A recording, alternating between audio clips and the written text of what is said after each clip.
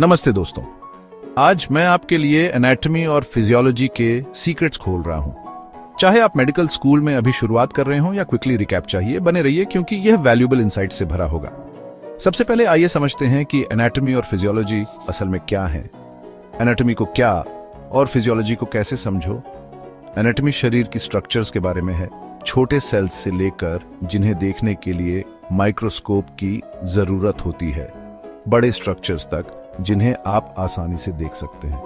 दूसरी तरफ फिजियोलॉजी उन स्ट्रक्चर्स के फंक्शंस में जाती है, कैसे वो मिलकर हमें जिंदा और चुस्त दुरुस्त रखते हैं। ह्यूमन एनाटॉमी की जड़ें ग्रीक शब्द से हैं जिसका मतलब है काटना। पुराने जमाने में वैद्य शरीर के बाहरी हिस्से और सैनिकों की चोटों की जांच करके एनाटॉमी पर रहते थे। समय के साथ उन्हें शरीर का डायसेक्शन करने की अनुमति मिली जिससे वे इंटरनल स्ट्रक्चर्स और उनके रिलेशनशिप्स देख सके। और सोचो क्या, डिसेक्शन आज भी मेडिकल स्कूल्स में होता है। हालांकि टेक्नोलॉजी के साथ हमने बहुत तरक्की की है।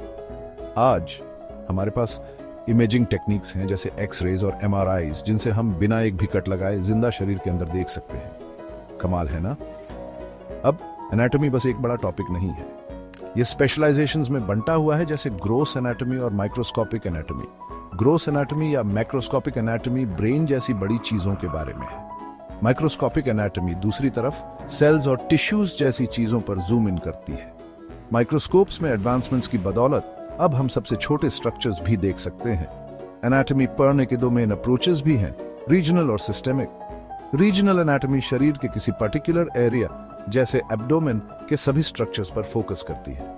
इससे हमें समझने में मदद मिलती है कि उस रीजन में सब कुछ कैसे मिलकर काम करता है।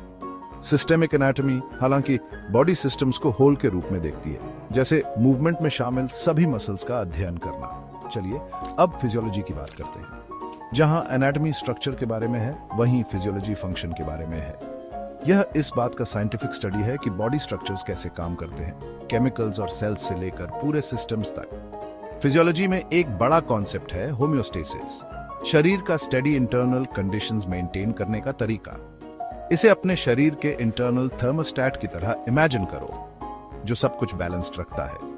फिजियोलॉजिस्ट्स भी स्पेशलाइज करते हैं, बिल्कुल एनाटॉमिस्ट की तरह। उदाहरण के लिए न्यूरोफिजियोलॉजी ब्रेन, स्पाइनल कॉर्ड और नर्व्स का अध्ययन करती है। वे सब कुछ देखते हैं, हम कैसे देखते हैं और चलते हैं से लेकर कैसे सोचते हैं तक। वे अलग अलग लेवल्स पर काम कर सकते हैं, चाहे वह अलग अलग ब्रेन पार्ट्स को समझना हो या यह पता लगाना हो कि सिग्नल्स नर्व्स के साथ कैसे ट्रैवल करते हैं। अब एनाटॉमी और फिजियोलॉजी को साथ में पढ़ना इतना जरूरी क्यों है? क्योंकि सभी लिविंग थिंग्स में फॉर्म और फंक्शन का गहरा संबंध है। आईलिड को ही ले लीजिए, इसका पतला फ्लैप धूल साफ करने के लिए नीचे आ सकता है और जल्दी से ऊपर उठ सकता है ताकि आप देख सकें। यह क्विक एक्शन नर्व्स और मसल्स के अरेंजमेंट पर निर्भर करती है।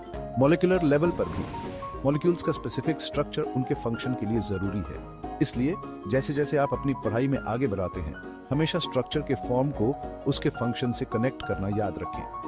यह आपके हाथ के डिजाइन को समझे बिना यह जानने की कोशिश करने जैसा है कि वह क्या कर सकता है। यह जानने से कि आपका हाथ कैसे पिंच, ग्रास्प और टाइप कर सकता है, आप उसके स्ट्रक्चर की और भी ज्यादा कदर करते हैं। और बस दोस्तों, एनाटॉमी और फिजियोलॉजी की दुनिया में एक क्विक डाइव। एक्सप्लोर करते रहिए, सवाल करते रहिए और सबसे जरूरी सीखते रहिए। अगली बार तक पढ़ाई में मजा आए।